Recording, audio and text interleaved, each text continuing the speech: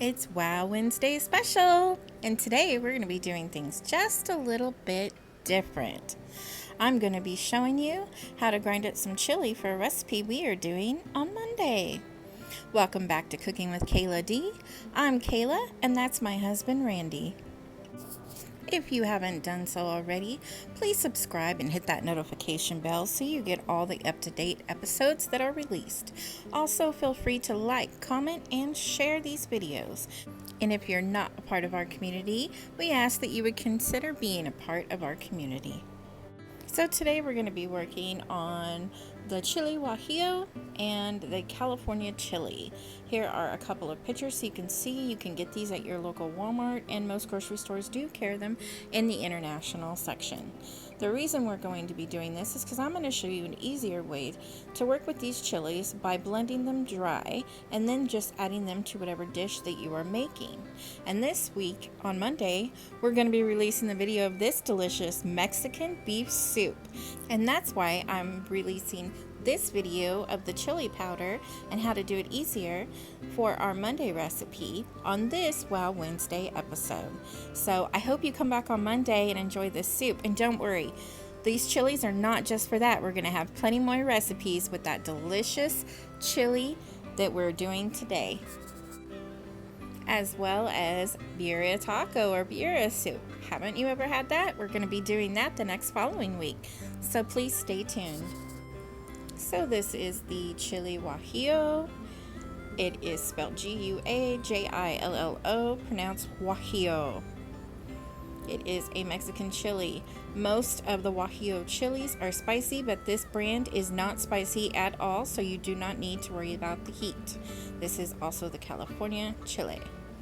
So for me, I use an electric coffee grinder to grind up my chilies.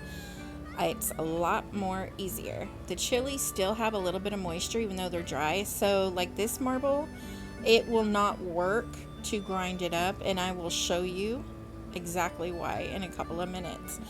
But that is why I use the other grinder. To begin, you'll want to take your chilies, and I mix mine because I use it for birria taco recipe, and I also use it for other Mexican soup recipes, and it's similar to like a mole sauce for your enchilada sauce you use. So what I do is I will cut the stems off of my dried chili, then I will cut up long way, and then I will go ahead and open up the chili. And you want to take all of those seeds out. Most of them will fall out. You'll have to pull a little bit. Also, if there's any rib still in there, you want to go ahead and remove the little bit of the rib, because those seeds in the rib actually give your dish you're making a bitter taste, and you don't want that bitter taste. So you want to go ahead and remove that. So you're just going to continue to cut your chilies like this, cutting the stem off, cutting up the side. You want to open them up and remove the seeds and the stem as much as possible. Also, if pieces rip off of your chili, do not worry about that. Just set it aside and save it, because you can go ahead and add it in to blend at the end. You definitely want to rip those little yellow pieces. That is the rib. Get that out, and as you can see, that big piece right there, you're going to want to rip that out. See, and then we have it. Fold it back and just set it to the side, and then you're going to continue doing this with the rest of your chilies. So once you're done with that, you throw your seeds and stems away. Go ahead and take those chilies. At this point, most people will boil them in their broth and then remove them, blend them. It is just a hot mess.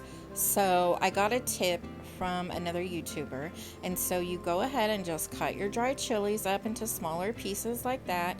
They don't have to be perfect. It's just to get them into your electric blender, and I do recommend buying one. I will leave a link in the description box. You can get it for under $20 at Walmart, so I advise doing that. I clean mine out with a paper towel. Once in a while I'll rinse it with water, but I never put soap in mine, and I let it air dry. It's very easy to do. I know the parts are very cheap as well to replace, but I have never had to replace my parts, and I've had mine for about 2.5 years now, and I use it frequently. So you just cut your chilies up into those little pieces like that, and then what you're going to do is just get your electric coffee blender out. Well, I'm going to show you really quick though. I told you I'd show you how it just doesn't work in the stone grinder.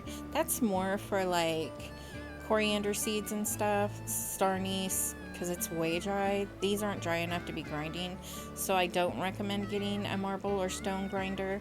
I recommend getting the coffee grinder.